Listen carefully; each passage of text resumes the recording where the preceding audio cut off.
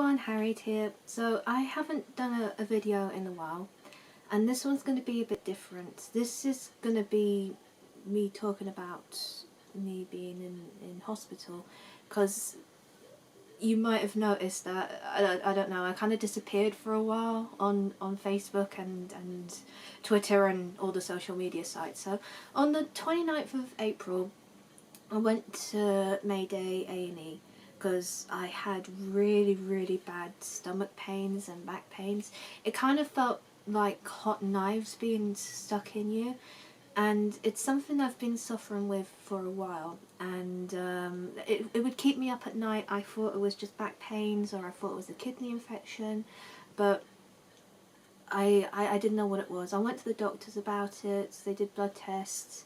I was due to go in for an ultrasound the following week before I went into Mayday, just to check out what was happening, but the pain got so bad. My neighbour, he's a doctor, and he examined me, and he told me, he said, you have to send her to Mayday. The pain, it was just immense, and he said, I think it's a kidney infection.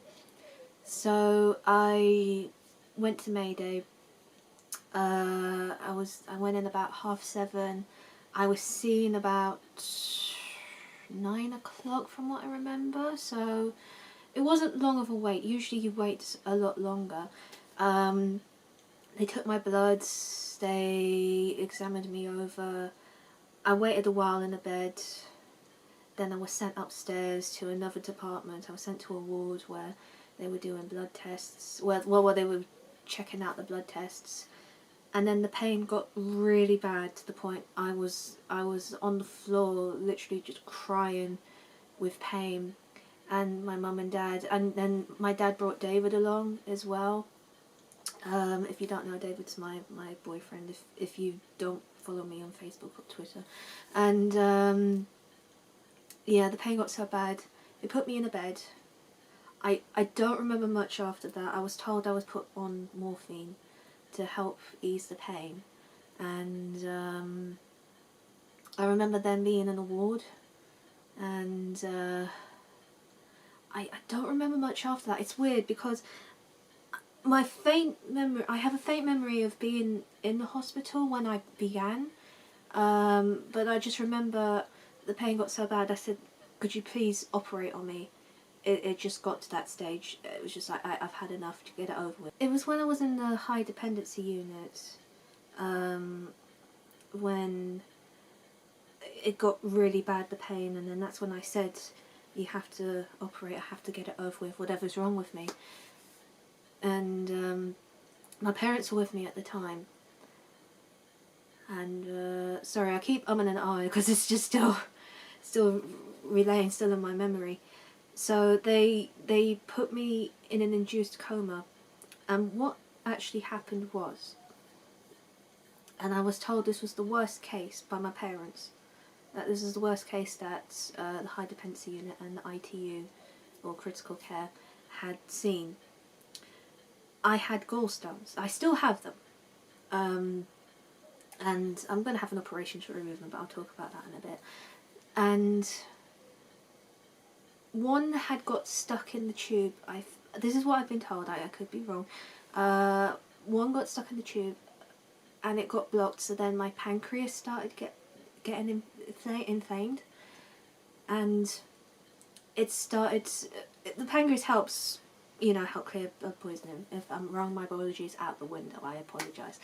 So my body then started to freak out, and my mum told me it affected my lungs and it affected my heart, and to the point that, now this is the scary part, and I'm still, still kind of getting over this, even though I'm getting teary now talking about it, but to the point that I was told I nearly died.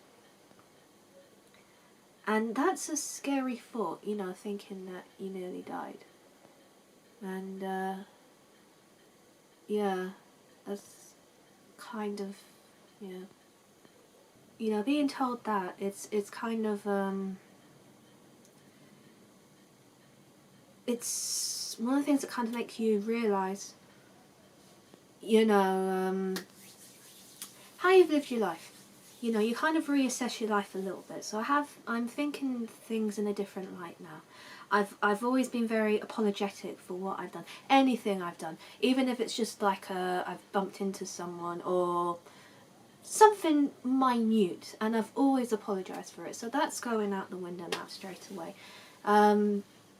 But yeah, but it's, yeah, even talking about it, it's kind of still weird, and but I'm slowly, you know, getting the fact that, you know, thank God I'm still here, you know.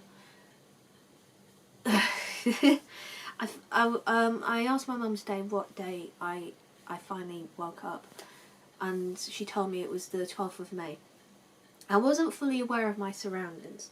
I knew my mum and dad and David and many family and my friends came to visit, but I wasn't aware of it. I was awake, but I wasn't there, you know. I was still kind of, you know, I was kind of still getting myself together. I remember it was the week before Expo that I started realising where I was, and I had no clue what happened to me.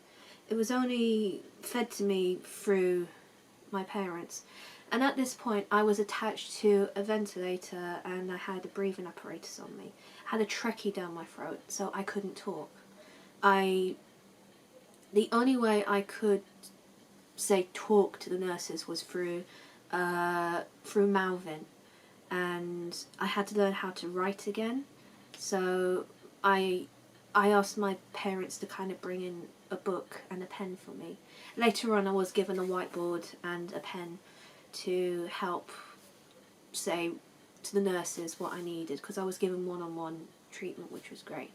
And I can't say thank you to ITU and the High Dependency and HDU for all their support while I was in hospital, because it was fantastic. And you know, I'll be truly thankful for the rest of my life for how you looked after me. So as the weeks went on, as I was in ITU, I had all this feed still me. I had a PICC line here. As you can see around my neck, I had all sorts of feeds going in. Apparently at one point I had 16 feeds going into me of different medicines. That's what I was told. I don't know if that's true or not. It's like those bags that they hang on the coil things. And I still remember when this was removed on this side. It was a very weird experience. It was in the middle of the night, and yeah, I had a feed through my nose. So my nose is a little bit dented at the moment, but that's soon gonna heal. Which, you know, these are all gonna heal. I had things in my arms. My hands are really rough as heck, so are my feet, because I haven't really had time to moisturise or anything like that.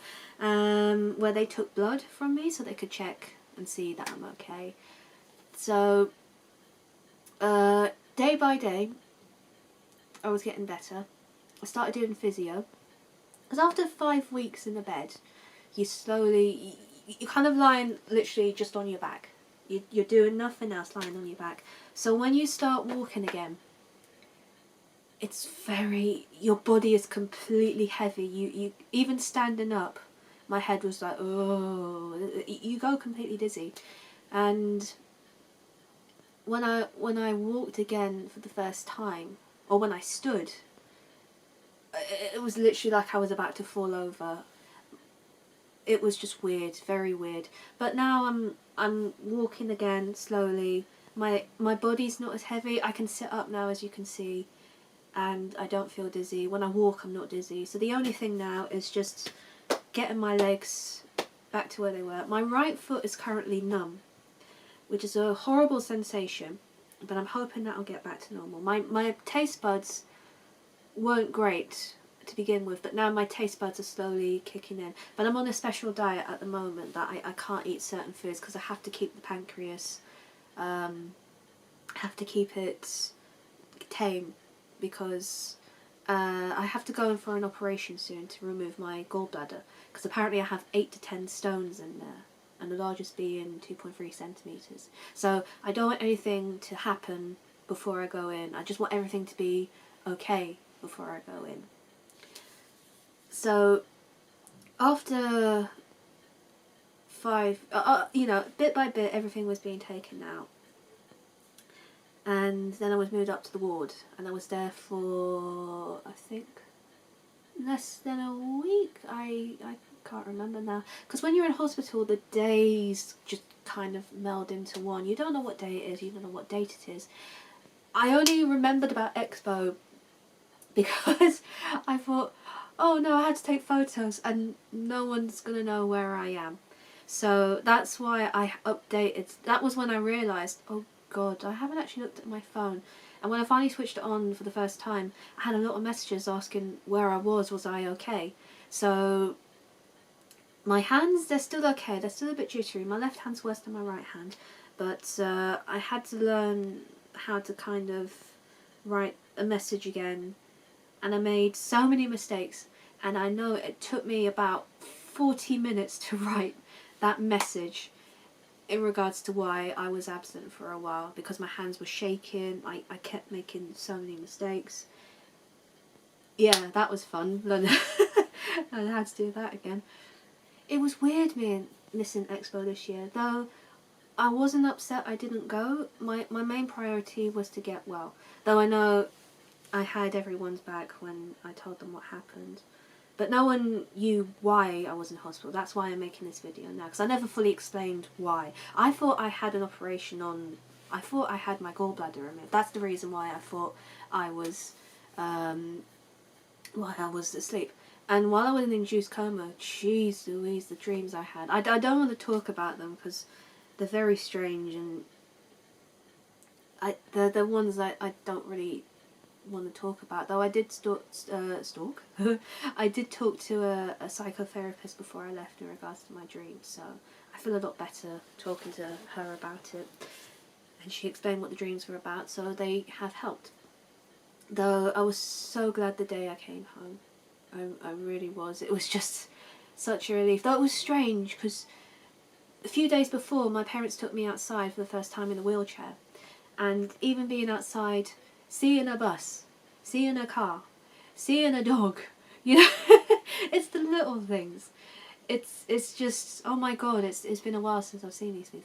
Even hearing the birds sing, seeing a tree, seeing the sun, being in the sun, the little things we take for granted, you know. When I started to eat again, even chewing was difficult. You know, when you haven't used your mouth, when you talk it's different, but when you chew you go.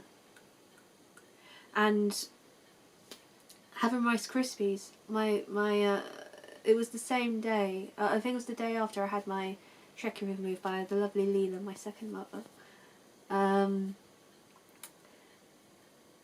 Actually, yeah, talking about that, when I couldn't talk, and then I was given this piece where I was able to talk, that's how I was able to film the videos.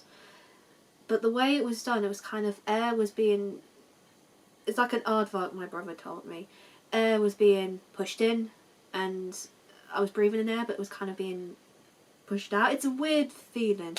One, I wouldn't put put anyone through, and the brain apparatus I was on, it could only give me so much breath a night, so I was kind of like kind of thing. So like learning how to breathe again properly and learning the function of my lungs again. But when the trachea was removed and I was able to talk again, oh wow, what a sensation. I mean, you can see the plaster, it's healed now, but I'm still keeping it on because I just want to keep the heel safe for now. Plus it's not a nice sight to look at, and pardon me, and I know it's going to leave a little scar. I've been told it's going to leave a little scar, but to be honest, I call these my battle scars. You know, I've been through a lot and I've survived it. So that's it. So yeah, while I was on the feed I couldn't eat anything, and I actually lost 1.5 stone, which it's kind of bittersweet in the way how much weight I lost, because I did need to lose the weight. Not the great way to lose it, but still. So now, like I said, I'm on a special diet now to help, because I will be having my gallbladder removed very soon. So while I was in hospital, and while I came back from hospital, so many get well cards arrived from family and friends. There was prayers said for me at knock in Ireland. There was prayers said for me in Lourdes and Paris. And, you know, I am a Catholic, but, you know, I'm not a dedicated Catholic, but, you know, I did pray a lot when I was in hospital, and a lot of faith and prayer, you know, I do believe did help, and loads of love and support from all my family and friends, which I'm truly thankful for, by the way, because I wouldn't be here without you. I really wouldn't, and it's just one of those things I'm ever thankful for. And, you know, I'm tearing up now thinking about it, but I can never be truly thankful for all your love and support. You know, it's weird having 6 weeks kind of taken away from you. So there's so many things I missed when I was in hospital. I missed my mum's birthday, and it was a milestone birthday as well. I missed mine and David's anniversary. I missed Expo. I missed Free Comic Book Day. I know that's sad, but, you know, I quite enjoyed that day. Missed TV shows. You know, I had no clue what was going on. The FA Cup was going on, the Premier League, Britain's Got Talent, which I do watch, don't judge me, I just enjoy it. And, you know, Game of Thrones, stuff like that. I know what happened in it, don't worry, I've somewhat caught up with it. And the only way I could kind of keep myself entertained in the hospital was through my tablet. Luckily I brought a USB with me and my tablet, and I had my mobile, so I used to watch Game Grumps, I used to watch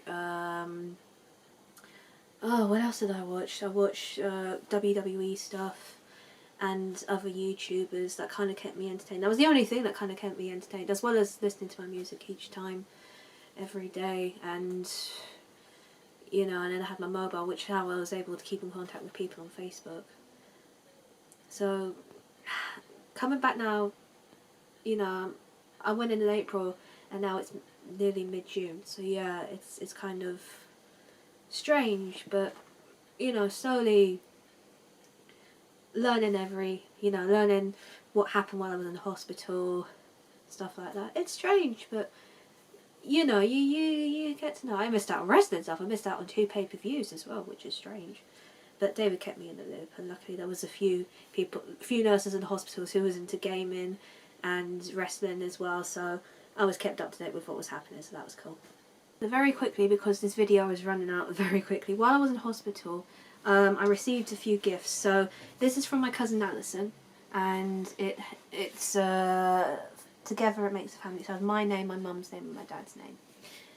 And I really love that. I'm going to put that in the living room somewhere. I have to find a space. Melzy, you made me cry with this. I think she's already posted it, and I've posted it, but she made this. This is from Undertale, and she hand-stitched this herself, which I am going to put somewhere in my room. I'll probably put it up here with my DVDs. If not, I'll probably put it on my wall. I have to move the little thing at the back. So a little fidgeting. And then when I came home, the day I came home, I received this from Rob. And if you know me on Facebook, when I first saw this, I fell in love with it. And it was announced at WrestleMania.